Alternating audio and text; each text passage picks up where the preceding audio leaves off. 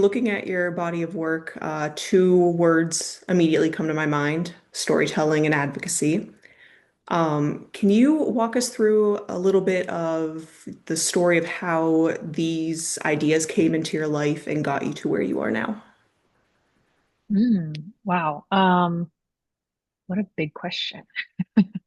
I feel like I've always been, well, one, I've definitely always been a storyteller since I was a kid. Fell in love with acting at a very young age, theater, drama. But I also just loved books and movies and TV shows. So um, I definitely feel like I am such a storyteller through and through since I was young. And then activism, I think definitely, came later in my life, and I would say my mid early 20s ish. I think it really started when I was going through my own mental health crises and realizing that it was such a taboo topic, especially in my community, and in my families, being Filipino, being API, and being queer. And uh, after going through that, I realized that we just needed to talk about it more. And so for me, I felt like the best way to talk about really difficult topics, taboo topics, is through art and through storytelling. So that's kind of just been my passion for a really long time. And I think I've definitely found a way to, blend activism and art in that kind of way through my own voice and my own lens. That's awesome. Was there a specific moment that kind of led you to combine these two, or did it just kind of like, was it one of those things where it was just like all of a sudden you noticed, like, huh, there's a connection? Like, how did it kind of, Yeah, I this is thank you for this question. I really appreciate it. It's definitely making me reflect and look back at my journey and my art. I think the moment maybe was when I was creating Crazy with my co-creator Sheena, and we were both going through our own mental health uh issues, and we definitely, I guess, looking back now, is trauma bonding, right? But we were both queer, we're both API, and we were just going through our, different but very similar experiences. And we realized there just wasn't any representation for us in that kind of way, especially at that time. This was like pre-COVID and before Euphoria and all of that. And so we realized, you know what, like, why don't we just put everything that we've been talking about in our own private conversations together into a story? And then we came up with Crazy and um, decided to create it ourselves independently. So I think that's really where it started to, um, for me, make a really big impact. I figured out how to marry the two, and then really talk about the kinds of, topics and issues I wanted to talk about through my storytelling. And also it helped me like really refine my voice as an artist and a writer director. nice. Is this when you created Empower House as well? It was around that time. It's definitely evolved. Empower House has evolved throughout the years. At first, it was just honestly just me. I wanted to, I've always had this big vision and dream of, having a production company and building it out and creating really unique, fresh, original projects, specifically for and by underrepresented voices and artists. So, but Crazy definitely, I think, was like a jump started everything. And because it was, one of my bigger original projects at the time, I felt like, okay, I think this could be like a really great first project experiment for us. And from there, it just started growing. And then, now with Empower House, like I have a small team. Before it was just me. So I'm definitely like growing it. We're making our own community of really talented, amazing artists, independent artists and filmmakers. And we've made some more original projects since then. So yeah, it's definitely exciting. Like I think we're growing. It's still fresh and new, and we're still small, but very mighty. Really great team. And so shout out to my team. I'm really so appreciative of them. Um, when we think of advocacy, like the first thing that comes to my mind is just representation. But with Empower House's mission of elevating culture, embracing the future, and empowering one another, it kind of seems like it's a little bit more than just representation. So, for you, what does advocacy look like? Yeah, yeah, thanks for pointing that out. I think representation is a starting point. Obviously it's, very important. Uh, and I think in Hollywood and the bigger landscape of things, there's a lot of progress and improvements. There's still a long way to go, I believe.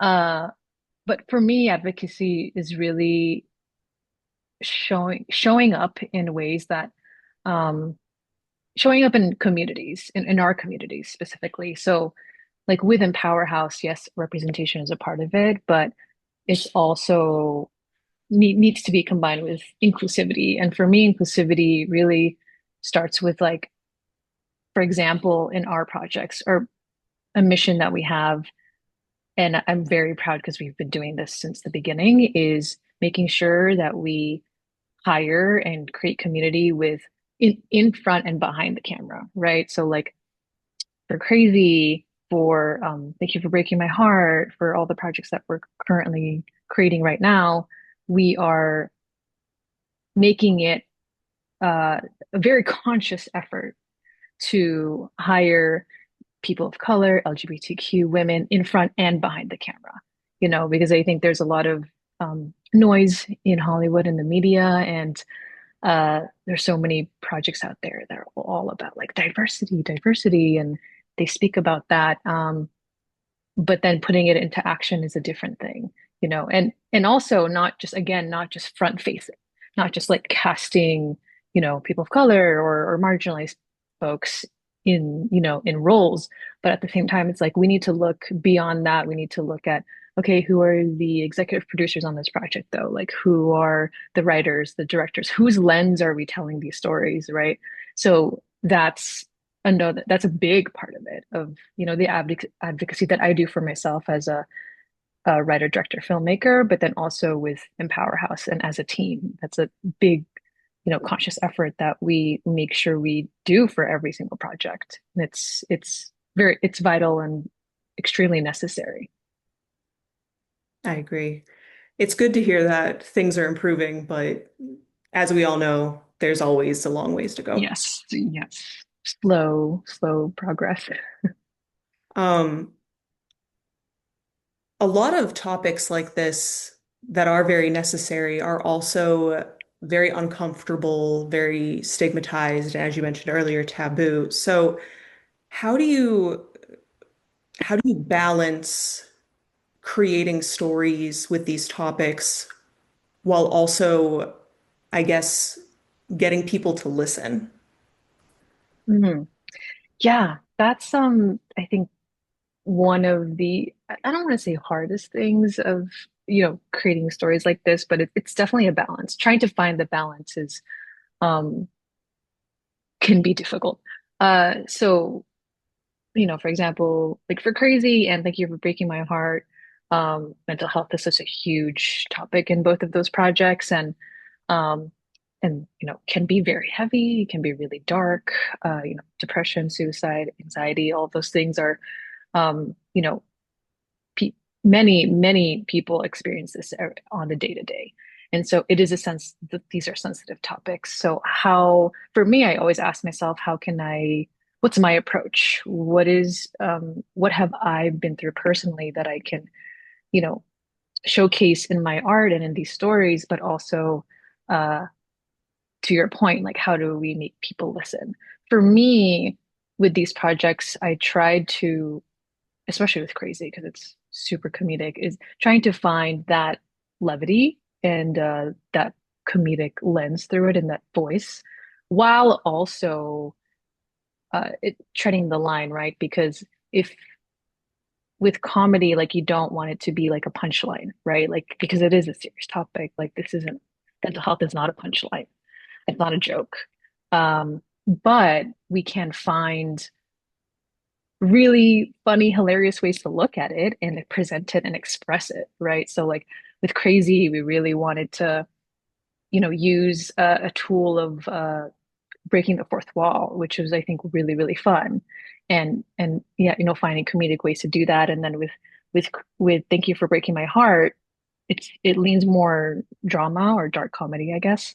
But I came up with a very silly but very serious concept of like, what if we can't die by suicide, but we had to like apply to this fake administration, very similarly to like a DMV situation, where like nobody wants to go there. Like nobody wants to go to the DMV and like wait in line and do paperwork and all these things. But I thought it was such a weird, silly concept that I just ran with it and went with it. And then Thank You for Breaking My Heart came out. So for me, it's like just trying to find a witty, slightly humorous or very humorous approach to it. Because I think, humor is such a great way to relate to people and to open up their hearts. When you're sitting in the theater, making people laugh, like you're automatically in with them, right? And then they can take that journey with you. I absolutely love that. I love when humor just kind of finds its way into things and then it's like, oh, I laughed, but I also learned something. Absolutely. Um, with your work thus far, what topics have you covered? And then kind of like what are you hoping to approach in the future? Mm. I feel like I've definitely approached, of course, a lot of, mental health topics. And with my recent film that I just wrapped, Milk and Honey, really was super excited for that to come out because it's another very personal one, but very specifically a Filipino immigrant experience and story that's inspired by my mother's immigrant story. And uh, I really want to continue to explore um, under well stories from the Filipino diaspora that are just not known or wildly known, I would say, because there's such a plethora of beautiful stories um, in my culture that just have not even been touched at all by Hollywood, or just media in general. So that I'm like really passionate and very excited about. Right now and in the future, I'm developing a couple other projects that are Filipino specific stories, just because again, like one of the things that I'm also really uh, passionate about and always speak about this is that in the past few years, there's been this saying of like, oh, it's like the golden age of Asian American Hollywood. But that's mostly for East Asians. And most of the movies that you see that are Asian American feature East Asian actors, East Asian writer, directors, filmmakers, and voices. And that's great. And we need that. I think that's a start, right? But we need to continue to go deeper and even in the Asian American diaspora, there's a plethora of stories that just haven't been explored, haven't been touched. And of course, for me being Filipino American, like I was born in the Philippines and immigrated when I was 5. So I'm like considered 1.5. 1.5 immigrant. And so, yeah, I take a lot of pride in being Filipino American, and really want our stories to be told. And there's so many that if if I could tell you right now, you'd probably be like, oh, I didn't know about that. Exactly. So it's not told in our history books, especially in American history. Um, and Filipinos are like, I think the second or even maybe the first largest immigrant group. I can't remember the stats. It kind of changes year by year, but we're up there. There's a lot of Filipinos in America, but it just pains me honestly that our stories just have been so unseen and forgotten, to be honest, in the culture and in the zeitgeist of um, what's happening currently. So yeah, I'm super excited about, really representing and telling more Filipino specific stories. So yeah. Awesome. You mentioned Milk and Honey. When can we kind of start looking for that? Where could we see it? Yeah. Well, so Milk and Honey is a part of the Cape Julia Scout Short Film Challenge this year, 2025, I think this is year 4. And I got that grant earlier this year, I think around maybe March or April. And so it's been a whirlwind of a journey making this film. We're in post-production right now. And Cape is going to be putting up a screening. I think it's a private screening though in November for the community at least. So that's exciting. But we are definitely aiming to do a film festival run for 2026.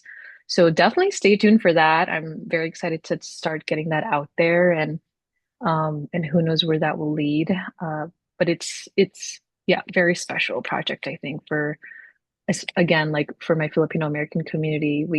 We hired predominantly Filipino API, in front and behind the camera, cast and crew, and most of the film is in Tagalog actually, which I'm super proud of because again, we don't really get to see that. And I think what was so special about this project is being on set and seeing all these like amazing, talented brown Asian faces together. Like a lot of my cast and crew were just telling us like this is so refreshing. This is, we don't get this. It's very rare.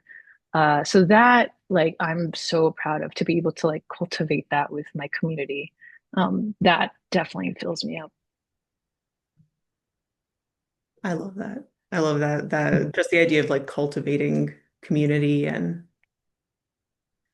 and it's my understanding that Thank You for Breaking My Heart is currently in a festival route.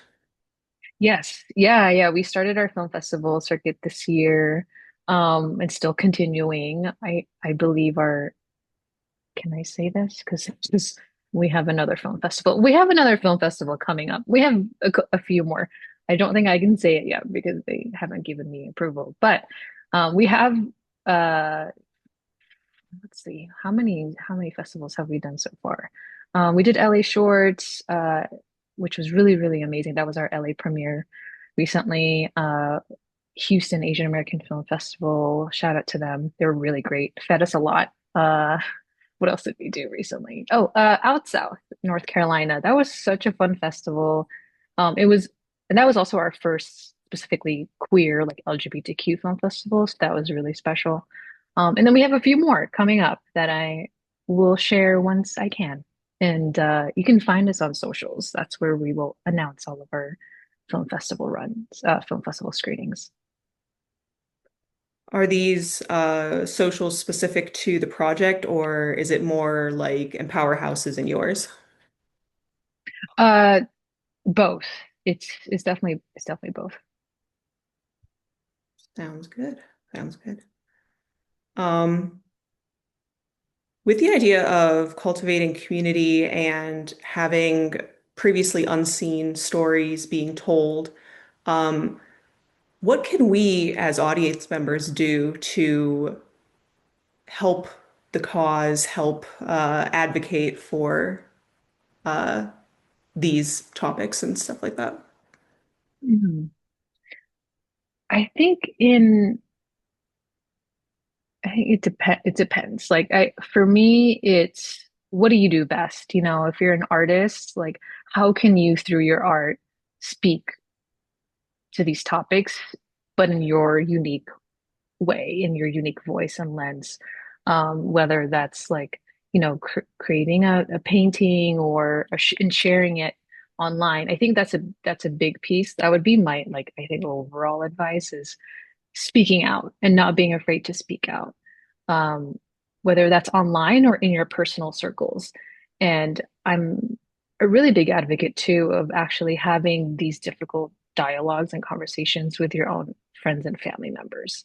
Um, you know, for example, like especially for me, again, like growing up in a Filipino family that we never spoke about our feelings. We never talked about our emotions and mental health. It's like mental health is like not a thing in my community. So, um, knowing your community and knowing those issues, like how can you start those conversations? I just asking yourself in just little ways, how can I start a conversation with my mom about this? Like because that's starting with your own circle and then kind of branching out if you're not comfortable speaking about it online, like that's a great way to just create some kind of change even for yourself, like personally, which I think is probably the most impactful anyway.